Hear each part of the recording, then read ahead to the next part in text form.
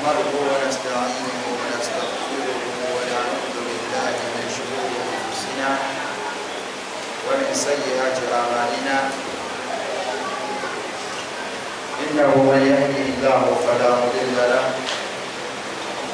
ومن يضلل فلا هادي له وأشهد أن لا إله إلا الله وحده لا شريك له في ربوبيته وإلهيته وأسمائه وصفاته وأشهد أن محمدا عبده ورسوله صلى الله عليه وعلى آله وصحبه ومن والاه وبعد فإن خير الكلام كلام الله وخير هدي محمد صلى الله عليه وسلم وشر الأمور محدثاتها فإن كل محدثة بدعة وكل بدعة ضلالة وكل ضلالة هي وصاحبها في النار أجارني الله وإياكم من أهل النار ومن غضب الله.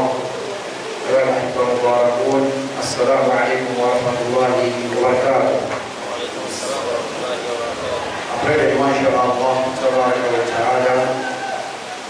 nous prions que la paix et la bénédiction soient sous le sceau du prophète Mohammed sallallahu alayhi wa sallam, ainsi que sur sa famille et ses compagnons, et sur tous ceux qui l'ont suivi et qui le suivent et qui suivront ses pas jusqu'au jour de la résurrection. Suite à quoi, chers frères dans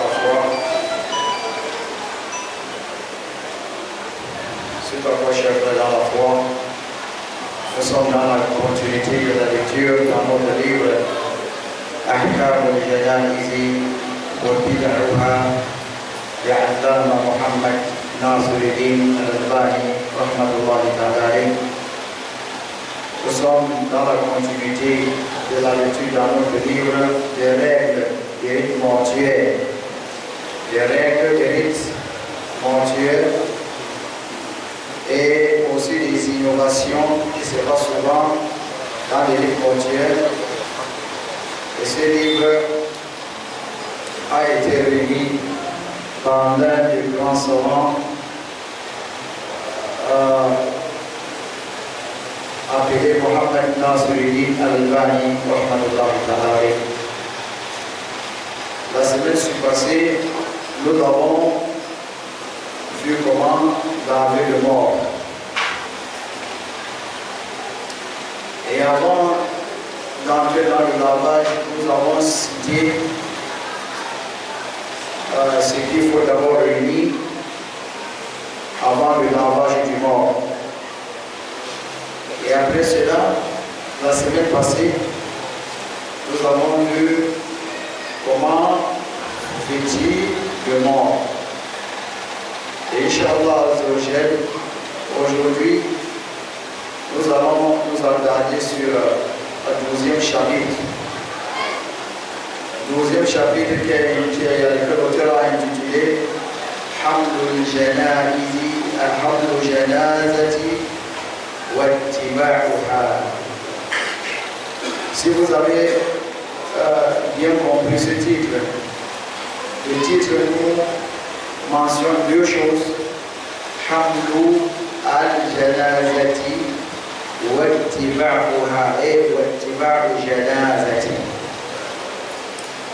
L'effet de porter le mort soit sur le brancard, ou bien c'est que nous avons l'habitude de porter le mort sur ça pour l'amener, effectuer la prière, et après cela pour l'amener au cimetière pour l'enterrer.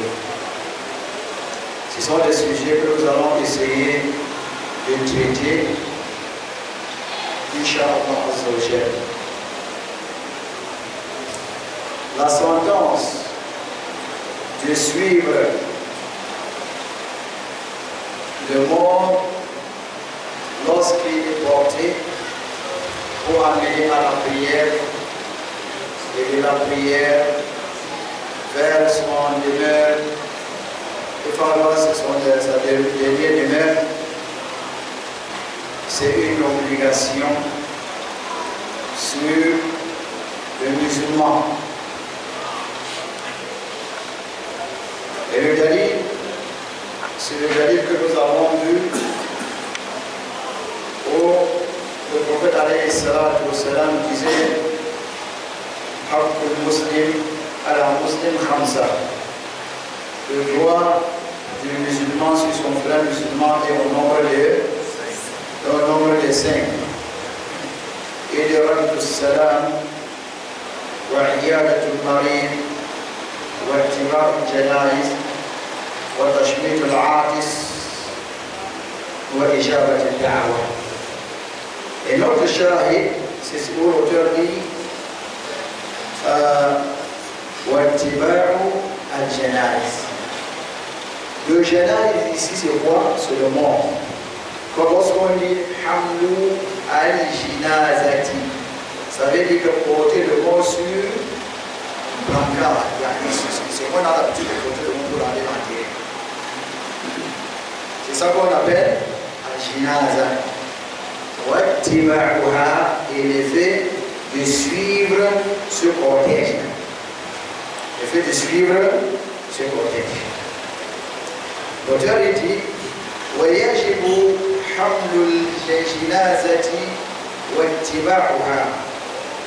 Il est une obligation de porter le mort et de le suivre pour aller l'enterrer. وذلك من حق المسلم على الميت المسلم على المسلمين. Et ça fait partie du droit des musulmans sur les musulmans. Et l'auteur il nous cite dans cela deux hadiths. Le premier hadith qui est rapporté par Bukhari et aussi de Muslim,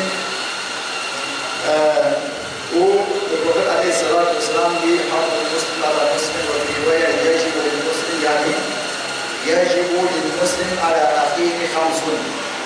Nous venons de citer tout à l'heure. Le deuxième hadith qui est rapporté par d'après Bara ibn Malik, car le premier hadith était rapporté par Abu Huraira, et c'est dans les deux recueils authentiques de Bukhari et Muslim, aussi Imam Ahmed dans son Musnad. Et ce riwaya, ceci, c'est le hadith de Bara ibn Malik qui est dans Bukhari et Muslim, et aussi bien d'autres, dans d'autres livres de recueils, de récits prophétiques. Où le prophète alayhi salatu wa sallam ordonne en disant Oudul marida wattabi'ul janaiz. Yani tudhakkirukum al-akhirah. Rendez visite aux malades et suivez le mort, l'ordre du départ pour son enterrement, car cela vous rappelle le jour dernier. Cela vous rappelle le jour dernier. Et le ittiba au janaiz, l'effet de suivre le cortège de l'enterrement et à la martabatin. Quand nous parlons de suivre le cortège et à la martabatin, c'est les deux volets. Premier, c'est quand nous finissons de laver le mort, on le sort, que ça soit chez lui, pour amener à l'endroit où on va prier. Ça, c'est la première sortie. Lorsque les gens vont le porter, les gens viendront après, le cortège va être devant et les gens suivront ce cortège derrière pour aller le déposer où on va effectuer la prière mortuaire sur lui. Ça, c'est martaba al-Ula. Martaba al-Thaniya, de Ittiba al-Janaiz, c'est de le porter de l'endroit où on a effectué la prière sur lui pour l'amener au cimetière. Et l'auteur dit واتباعها على المرتبتين الأولى اتباعها من عند أهلها حتى الصلاة عليها والآخر اتباعها من عند أهلها حتى يفرغ من دفنه.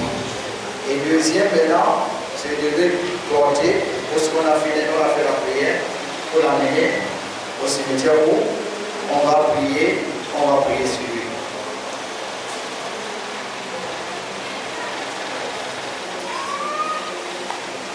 Là, nous comprenons alors que le hamlu janaïs, c'est une obligation sur les musulmans et cela est de deux volets. Premier volet, de déplacer chez lui pour l'endroit où on doit prier sur lui. Deuxième, de déplacer de cet endroit pour l'amener au cimetière où on va l'enterrer. Et ceci, mes chers frères dans la foi, ça a beaucoup de mérites. Ceci a beaucoup de mérites. Et ce mérite que nous connaissons, c'est ce que l'imam Muslim a rapporté dans son recueil authentique, que le prophète alayhi salatu wa salam disait que quiconque entend la mort de quelqu'un et aussi son déplacement de l'endroit où on l'a purifié pour la prière et de la prière pour le cimetière.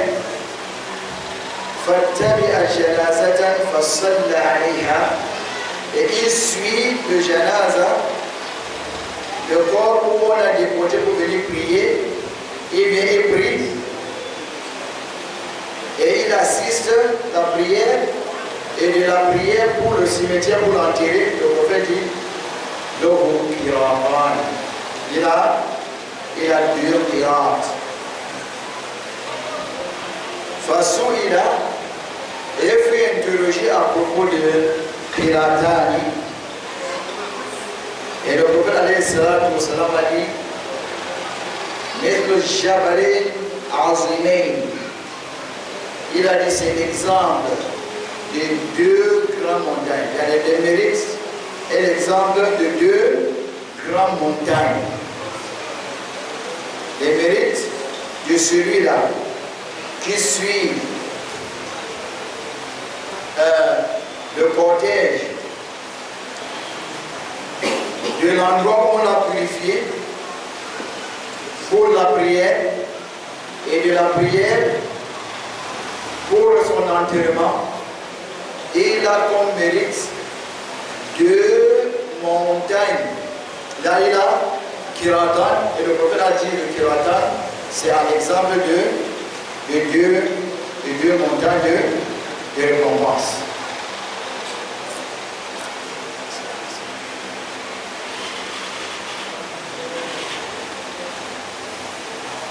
Et maintenant, mes frères dans la foi,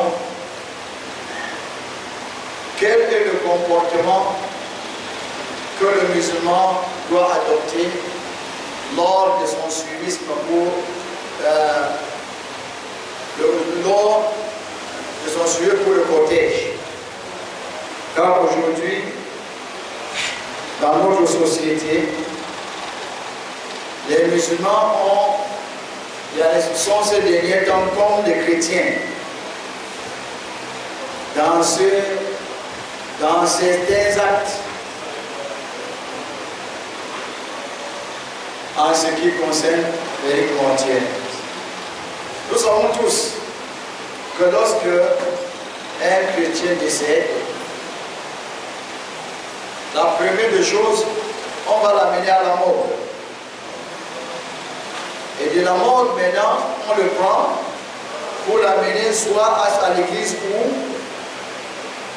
où il adorait, où il était affilié. Et lorsque le corps est dans la direction de l'église, vous voyez, les gens sont en rang, vêtus de noir, d'autres vêtus de blanc, d'autres avec les habits traditionnels, ils sont en groupe. D'autres ont le feu dans le mirjal. Oui, mettre le truc, il va des fois comme ça. D'autres on l'appelle plomb, plomb, plomb. C'est ça, n'est-ce pas? D'autres maintenant marchent tout doucement en chantant, d'une manière, ils adoucissent la voix dans cette chanson et ils lisent les paroles bibliques.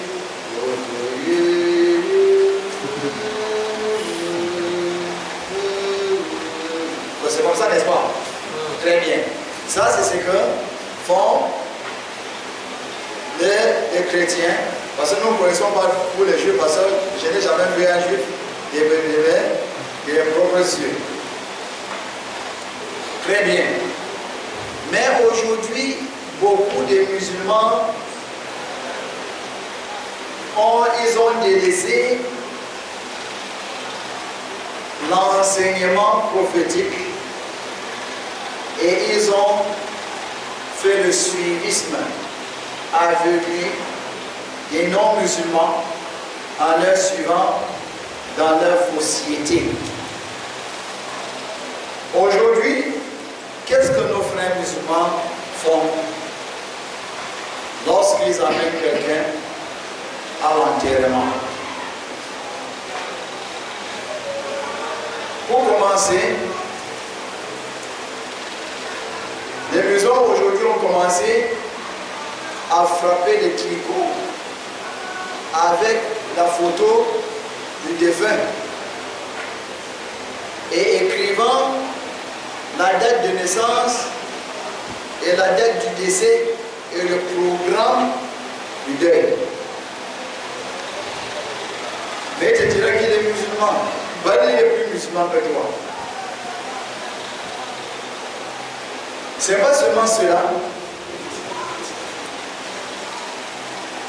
D'autres, si c'est quelqu'un qui est peut-être un notable parmi les notables du royaume des terres, vous allez voir, ils ont leur tenue qu'ils vont porter. Ils ont leur tenue qu'ils vont porter. Et maintenant, il y a un groupe de gens que Allah a éprouvé la communauté musulmane avec ce genre de personnes qui ont transformé la religion d'Allah Azzawajal.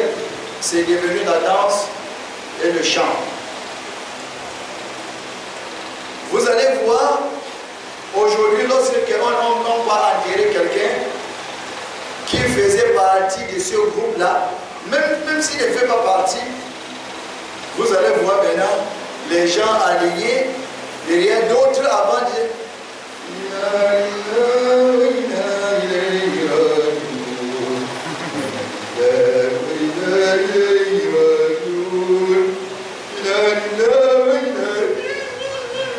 comme ça, quand j'arrive comme ça, la femme s'enroule encore par terre. Tu sais que ça amène encore le chagrin dans le cœur. Vous voyez, ça amène encore la maladie dans le cœur, alors qu'on était censé assister ces gens et chercher plutôt à faire disparaître ces chagrins. Mais ces gens viennent encore pour y ajouter. Vous voyez, là c'est comme ça qu'on chantait avant. On a amené quelqu'un, après on finit de l'amener, on le met. Mais aujourd'hui, c'est maintenant la chanson qu'on chante, on tape la poitrine. Les gens chantent maintenant, ils tapent la poitrine, ils sont devant. Maintenant le corps est suivi derrière, et ils chantent, ils tapent la poitrine, ils chantent, ils tapent la poitrine, ils chantent, ils tapent la poitrine. Est-ce que cela fait partie de la religion d'Allah Azzawajal? Non. Ça ne fait pas partie de la religion d'Allah Subhanahu wa Ta'ala. Et qu'est-ce qu'il nous montre?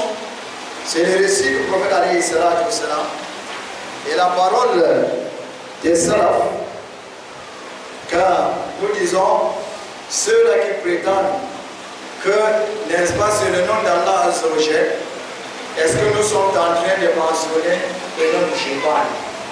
Pour que vous nous interdisiez cela.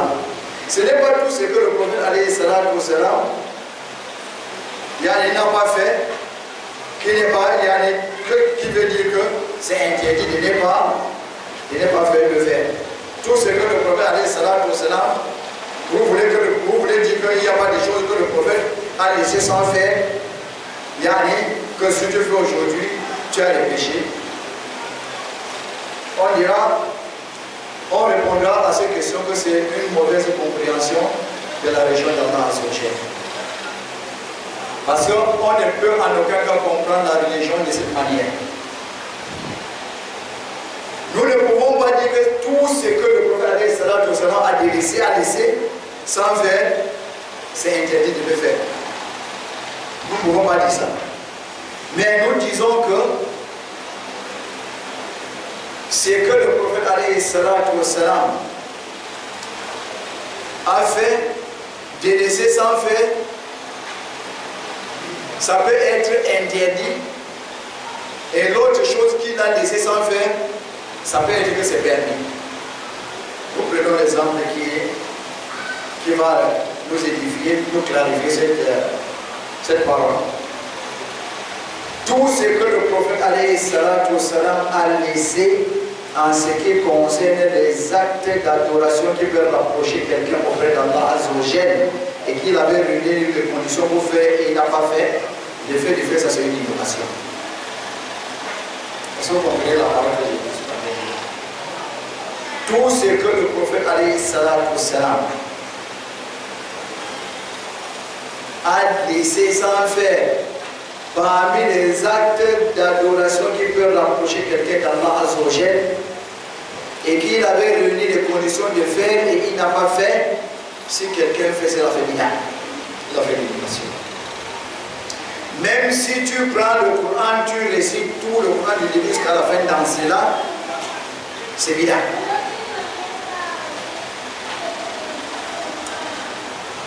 Et de l'autre côté,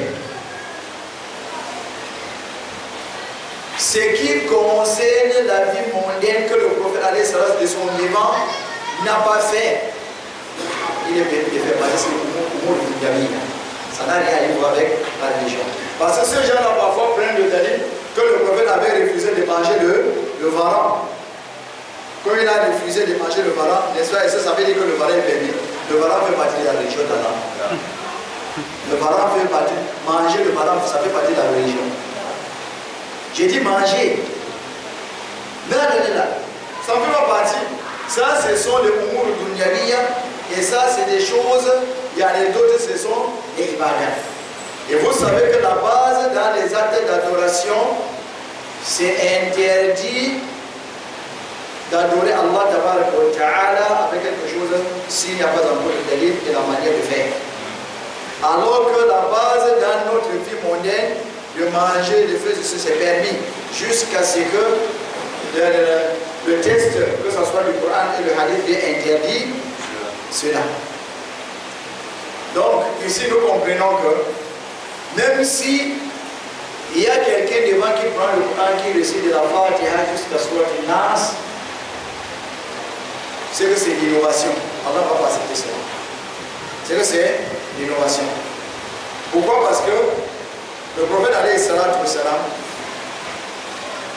a enterré beaucoup de disciples. Et le Coran est descendu sur lui.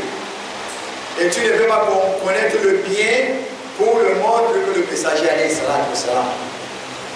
Tu ne peux pas connaître ce qui est bien pour le monde plus que le prophète alayhi salatu wa salam. Et le Coran descend sur lui. Et les Shuara, parce qu'ils disent que c'est le chien. Et ces chansons, le Shuara, là, ils étaient pleins, oui ou non, à l'époque du prophète alayhi salatu wa salam. Ils étaient pleins. Et d'autres faisaient partie des disciples du prophète alayhi salatu wa salam. Mais ça n'a jamais été rapporté que les sha'ir s'étaient dit devant lorsqu'on amenait quelqu'un pour l'enterrer, il y en était en train de faire le chien. Et que le prophète alayhi salatu wassalam était en train de faire le dhikr. Là, cela n'a jamais existé.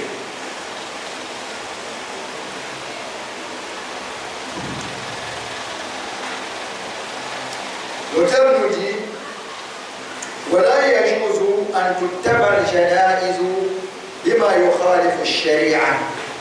Il n'est pas permis de suivre le cortège avec ce qui contredit la législation. وقد جاء النص فيها على الأمرين.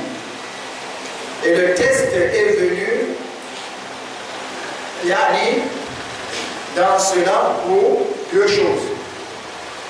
رفع الصوت بالبقاء واتباعها بالبخور وذلك في قوله صلى الله عليه وسلم ولا تتبع الجنازة بصوت ونار. Il dit, le prophète alayhi salatu wassalam a interdit de suivre le cortège en soulevant la voix, ni aussi de pleurer à haute voix, et aussi de suivre ça avec le boukhou. Vous connaissez le boukhou? Ce sont les parfums, il y en a qui sont faits à base de bois. Quand on fait le feu, on prend ça, on verse dedans. C'est ça qu'on appelle le boukhou.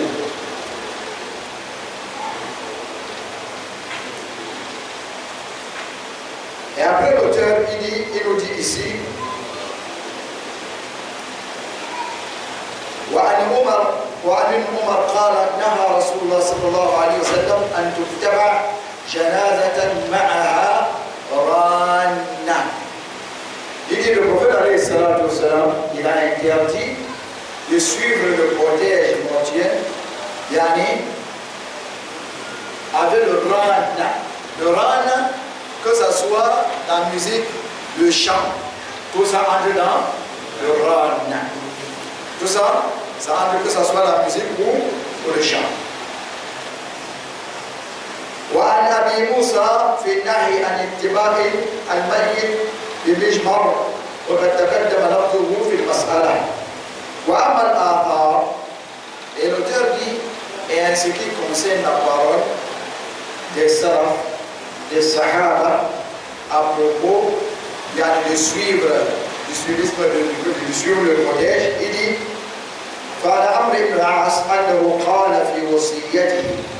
Il dit qu'Amr ibn al-As, il avait laissé son testament, il a écrit dedans فإذا أنا مت فلا تصحبني ناهئة والنار.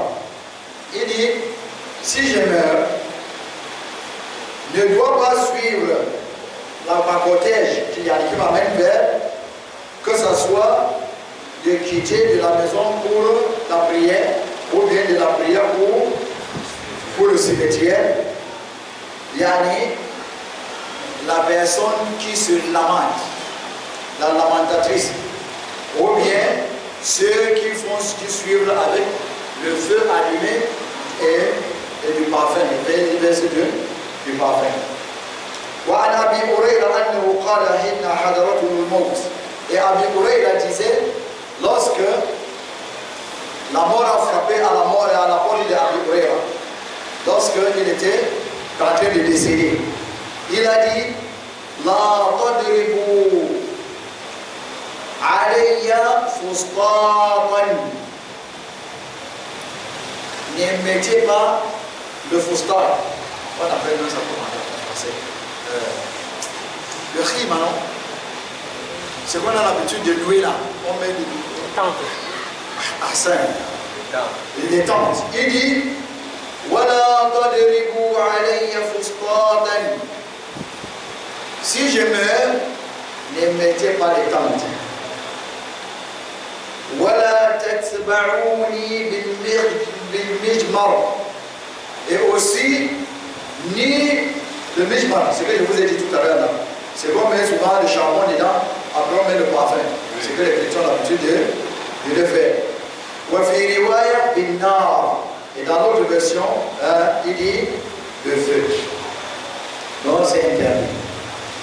وكان أصحاب النبي صلى الله عليه وسلم يقرؤون رفع الصوت عند الجنائز.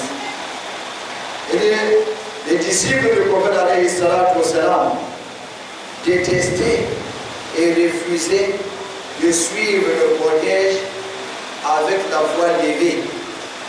On ne doit pas lever. أخرجه البيهقي وابن المبارك في الزهد وأبو النعيم بسند رجال الثقات. Et cela est rapporté par Imam Bihaki et Ibn Mubarak dans son livre appelé Zuhd et Abu Nu'aym, yani dans la chaîne de transmission, yani qui est par des hommes de confiance. Yani ça veut dire que c'est authentique. Après, il dit وَلِأَنَّ فِيهِ التَّشَبُّهُ وَلِأَنَّ فِيهِ تَشَبُّهًا بِالنَّصَارَى. Il dit parce qu'il y a dans cela le fait de ressembler aux chrétiens. Alors que le prophète alayhi salatu wassalam nous a interdit de ressembler à ce genre-là. فإنهم يرفعون أصواتهم بشيء من أناجيلهم وأذكارهم مع التنطيط والتلحين والتحزين. Il dit parce que lorsqu'ils sont en train de suivre le cortège mortier, ils soulèvent leur voix en chantant quelque chose de l'évangile, de l'évangile. Et c'est ce que les musulmans font chez eux. On suit maintenant. Et il précise bien. Il dit, il fait aussi des rappels, d'une manière en prolongeant la voix. Avec une voix douce, qui amène la tristesse.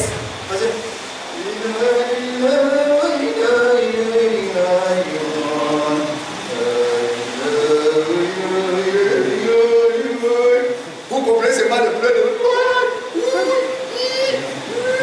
de tous les points. Ça, c'est ce que les Nasara, ils ont l'habitude de faire. Voilà, maintenant, c'est interdit aux musulmans de ressembler au kuffar.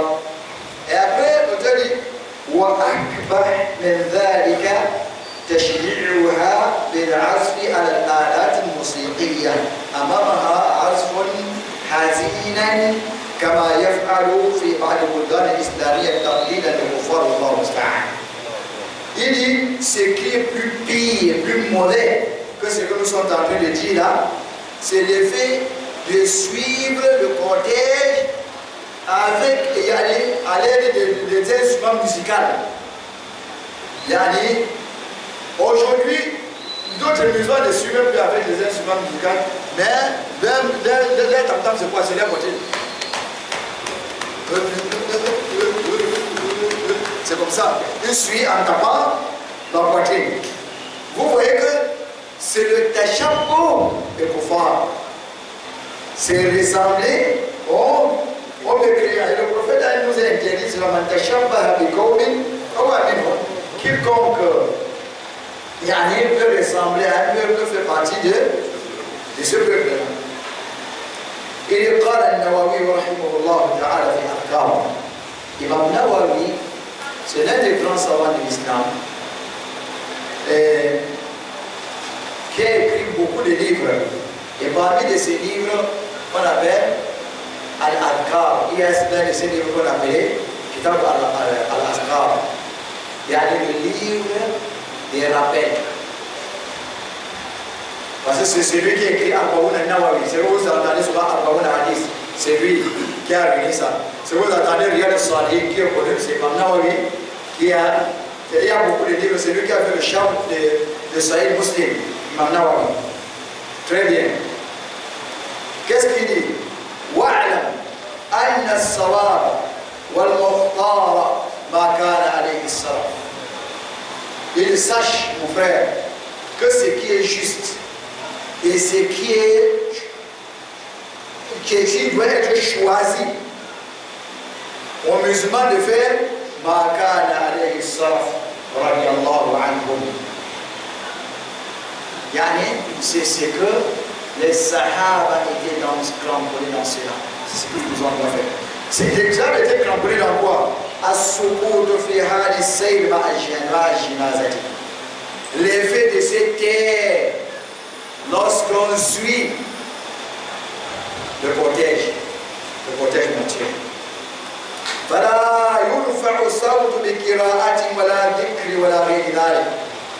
Il dit, on ne doit pas soulever la voix, que ce soit par une lecture, que ce soit par le rappel, ou bien d'autres. On ne doit en aucun cas rappeler cela.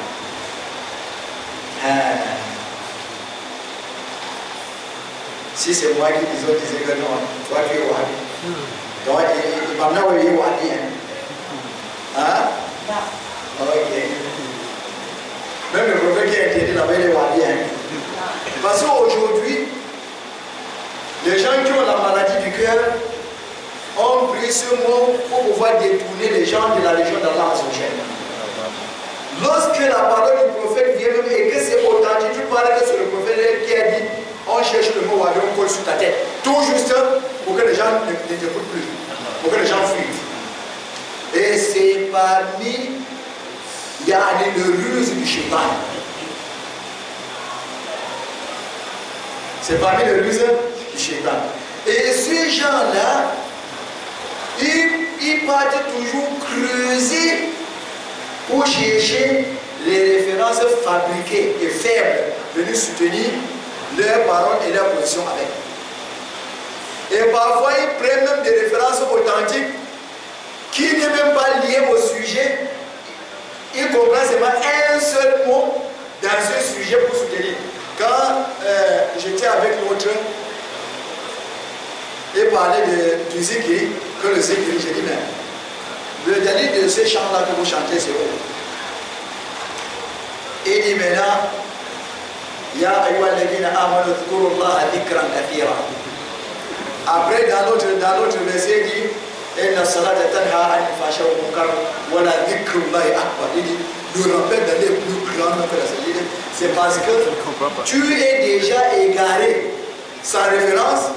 Maintenant, tu fais l'effort de chercher ces références-là pour soutenir ta position avec. C'est la raison pour laquelle tu cherches le verset où il y a le mot dhikr pour soutenir le zikri avec. Parce que vous prenez quelque chose, vous prenez le nom qui est légiféré pour coller dans ces choses. J'ai dit, bon, traduis-moi le verset. Inna nahnu nazzalna dhikra wa inna lahu lahafizun. Traduis-moi le verset.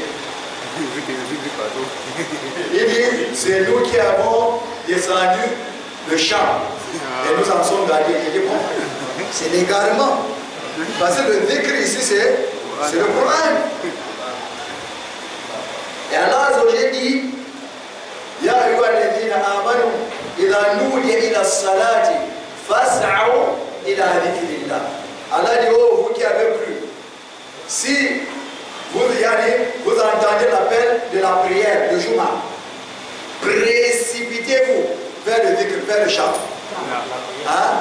Vous chantez, vous dansez, Ceci, c'est pour ça le verset. Tu veux chercher le mot dhikr pour venir soutenir ça avec.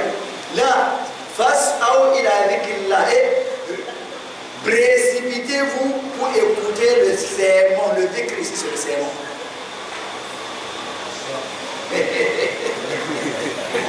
J'ai mené plusieurs versets où il y a le mot dhikr.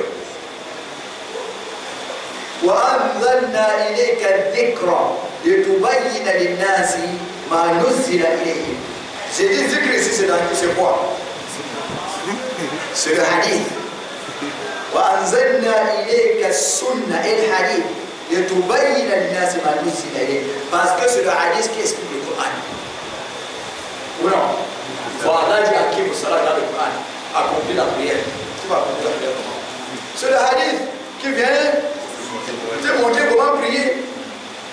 C'est la sunna qui t'explique comment prier. C'est comme ça que ces gens-là sont. Mais lorsque tu veux amener les musulmans à comprendre la religion d'Allah Azzawajal, comme ils sont déjà les partisans du shaitan, c'est comme ça que je dois les appeler. Alors, Mouchouraka, on vient de dire, alors Mouchouraka, Shara'u lahu min ad-din Madame Yazamihina, ont-ils de divinités qui leur légifèrent les actes d'adoration qu'Allah Azzawajal n'a pas autorisés? Effectivement, ils ont une divinité, ils ont de leurs divinités, et ce n'est pas Allah, c'est le shaitan. Parce qu'Allah n'a jamais dit de porter le monde et de l'amener. Si c'est votre coutume, laissez le nom à Allah d'Allah tranquille, laissez la région tranquille. Si c'est votre coutume, laissez quoi? Laissez la région d'Allah. Si vous parlez déjà que c'est la région d'Allah, vous allez faire comme Allah a ordonné. Et vous ne pouvez en aucun cas réfléchir plus que le prophète alayhi salatu wa sallam. Connaître la situation du monde plus que le messager alayhi salatu wa sallam. Que ce Coran-là et le hadith qui descendent dessus. Et vous ne pouvez en aucun cas comprendre ces religions-là plus que les élèves du prophète alayhi salatu wa sallam. Donc, restez tranquilles mes frères. Et cessez de suivre les passions, de faire le suivisme aveuglé des non-musulmans. Vous comprenez?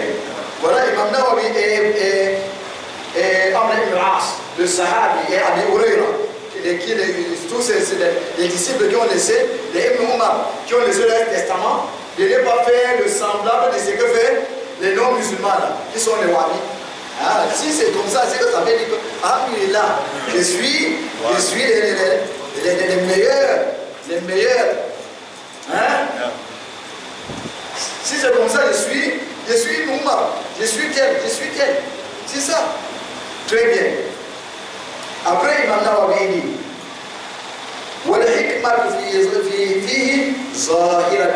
il dit, la sagesse qui est derrière le fait de suivre le cortège étant silencieux, cette sagesse-là est apparente. Parce que lorsque vous chantez, vous dansez, ça vous détourne du but. Alors que lorsque tu suis, étant silencieux, en ce moment tu médites dans ton cœur. Ah, voilà, il y a un jour, c'est moi comme ça. Et après on va aller me laisser comme ça, seul, et rentrer, je vais rester dans la selle.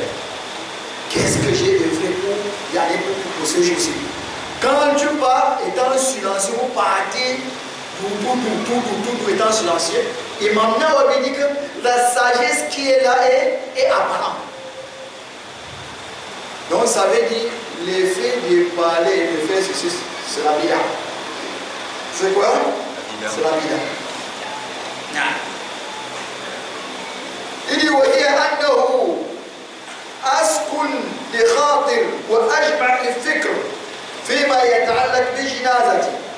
Il dit parce que cela, ça fait à ce que le cœur est tranquille et la tête là, le cerveau est aussi fraîche pour réfléchir. Parce que lorsque vous suivez le cortège et que les gens sont silencieux et suivent direct là, ça fait à ce que toi tu médites. Il est quelque chose demandé et recommandé dans cette position. Et que c'est ça qui est la vérité.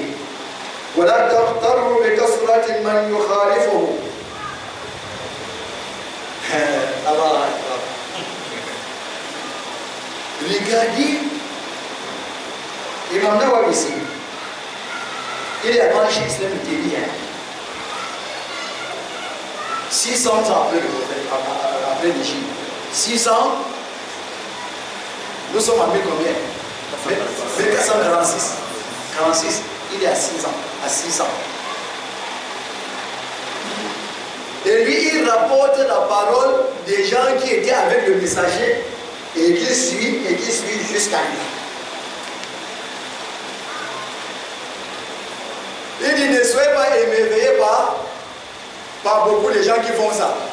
Ne voyez pas que non. Ça veut dire que la majorité qui font ça, les 2-3 groupes là, qui refusent, je vais laisser où il y a beaucoup de gens pour suivre, c'est là.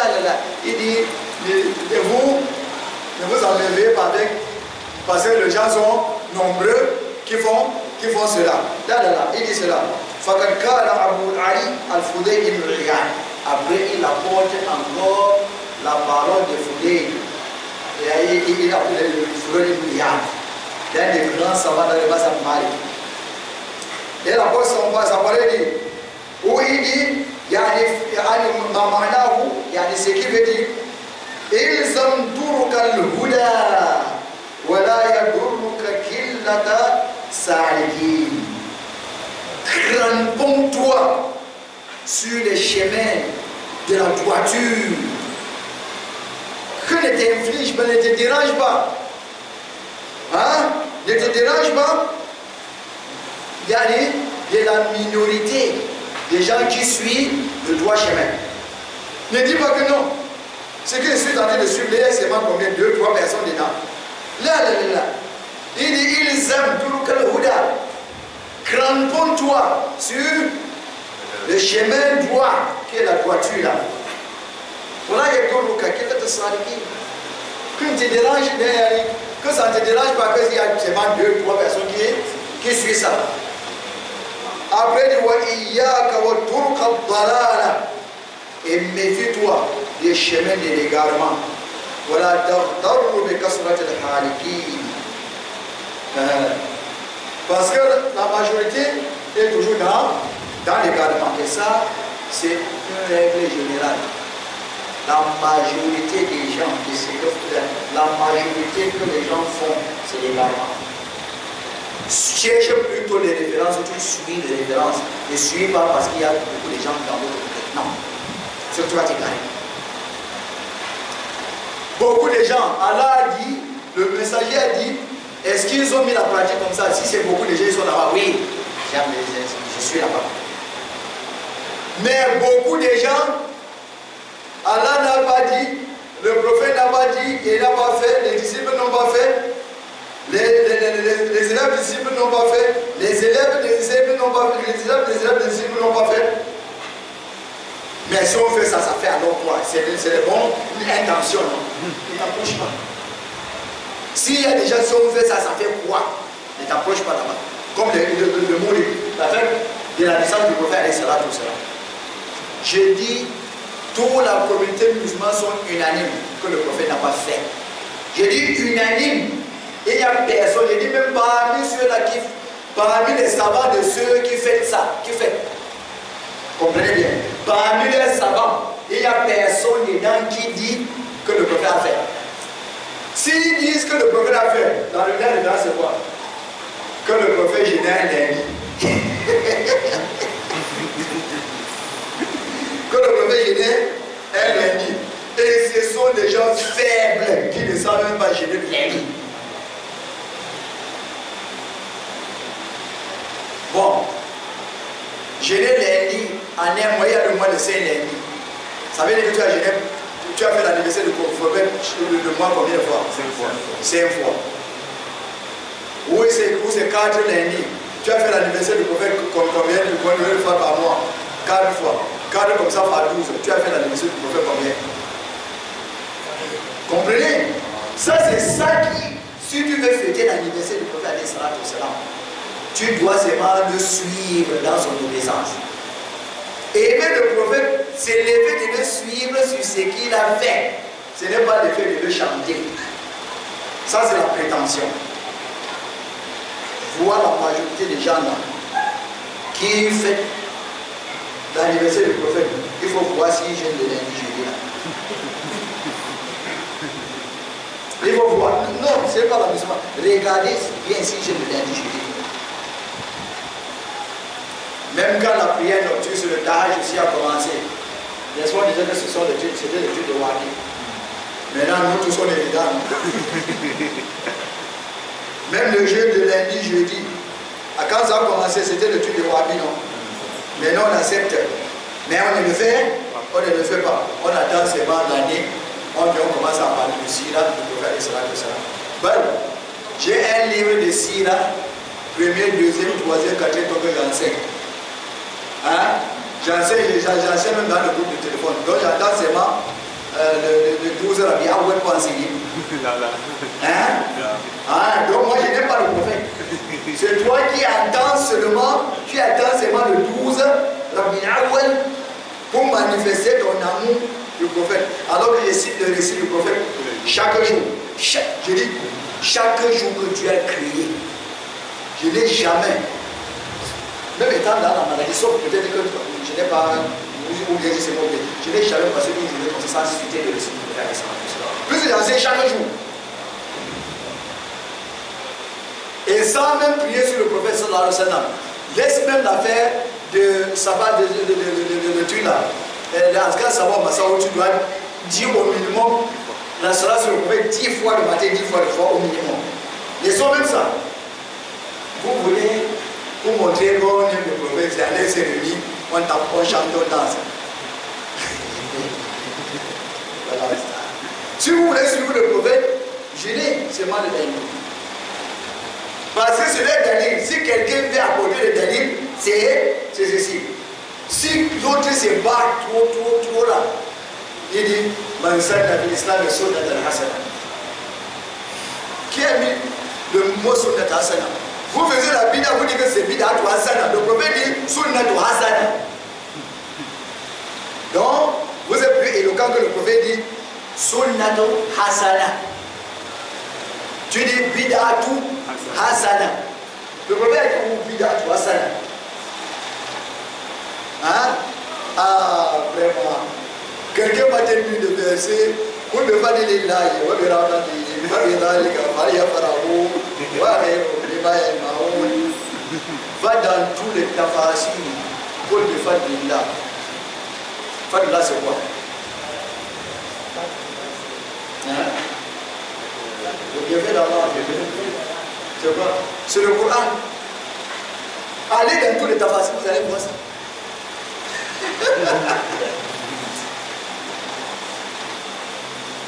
Au Rahma et sa miséricorde.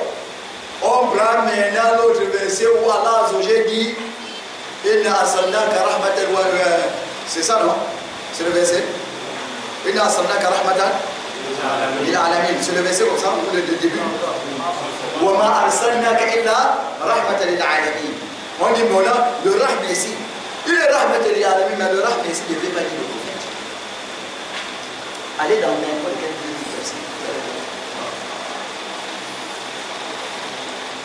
Vous prenez les versets, les Sahaba là, qui sont restés réunis au Coran. Et Ousmane Ibn Affan a non écrit et envoyé dans les Amsar, dans plusieurs villes de musulmans. Ce verset, il n'avait pas lu. Hein?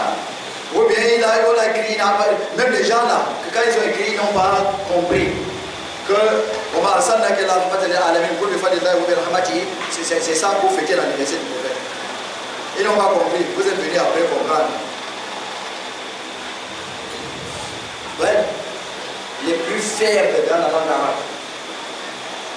La langue arabe aujourd'hui est diminuée, c'est qu'on ne dirait pas qu'on comprend les parler dans la langue arabe. Les Arabes eux-mêmes, de nature, ces disciples-là, il dit quelque chose, il ne comprend pas. En arabe, les arabes, tu viens, tu apprends l'arabe, tu comprends. Il n'y a pas de langue qui peut traduire la langue arabe. Ça traduit seulement le sens. Quand vous prenez le Coran français, lisez l'introduction, vous comprenez. Moi, je traduis seulement le sens. Le sens universel. Tu ne peux pas, il n'y a pas de langue qui peut traduire typiquement la langue arabe. Parce que quand nous voyons même le pluriel en français, c'est combien? C'est de 3 en avant. Oui. C'est de 2 en avant en français. En français, c'est de 2. Mais l'arabe a le moufrad et le moussanna avant d'atteindre le Japon. Et ce que nous appelons le pronom personnel là, c'est combien en français? C'est vous connaissez pour la langue arabe. C'est la raison pour laquelle il faut faire très attention. Il ne faut pas. Donc, les gens qui ont la maladie du cœur, ils ont ce mot-là, wahabi. Quand tu veux obéir à Allah Azzawajal, ils prennent ce mot d'école, c'est ça. Alors, wahabi, pour détourner les gens sur les choses. Cherche seulement à savoir si le prophète a fait ou pas. Il a dit ou pas. S'il a dit, est-ce que ça suffit? Non. On a pratiqué comment? Parce qu'il n'y a rien que tu viendras faire dans la religion d'Allah. Non. C'est le suivisme seulement. C'est le suivisme. Non. Imam Nawawi, il dit ça. وَقَدْ رُوِينَا فِي سُنَنِ الْبَيْهَقِي مَا يَقْتَضِي مَا قُلْتُهُ يُشِيرُ إِلَى قَوْلِ قَيْسٍ ibn al-Ubad.